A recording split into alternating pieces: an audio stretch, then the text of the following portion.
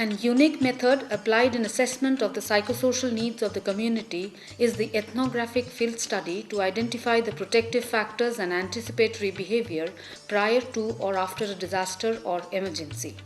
It is a highly intimate process applying scientific methods of recording people's belief, behavior, and culture directly from life. The programmatic ethnography was conducted in Orissa and Gujarat in India in the first phase.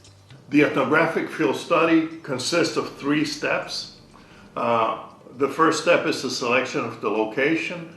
The second step is the selection of the subjects. And the third step was the method to collect data. The 5-step process involved entry into the community, initial observation and interview, information review and confirmation, intensive and focus interview on the selective topics, and exit from the community. In this process, focus group discussions were conducted within the community with a selected group of 15 people with representation from among teachers, community leaders, Anganwadi workers, Panchayati Raj institution members, and Red Cross volunteers. While discussing with the selected group, a free list of issues and problems were drawn, on the basis of which a frequency list was prepared. From the free listing, we will come to the frequency list and then rating. By that, we can see that okay, these are the major problem and this needs to be addressed first, and the priority are services. Identify the persons who are contributing meaningfully, who are contributing that yes, this is our problem, and very knowledgeable, very sensible persons of that group. On that, we will identify them as the key informants. The key informants were interviewed once again, which was conducted with the help of certain stimulus questions. The tool applied in the focus group discussion to derive the problems facing the community was a set of 192 non-verbal cards depicting specific overt behaviors very similar to the ones faced by the community, which generated response from the group. And so what it did was to allow Red Cross personnel to begin to map out what were pre-existing behaviors in each one of the language and culture groups that we were targeting. And they in turn would share with us what were the activities that they would like the American Red Cross staff providing technical assistance to the local Red Cross National Society to help them intervene with, or to help them with that intervention, either with technical assistance or financial assistance.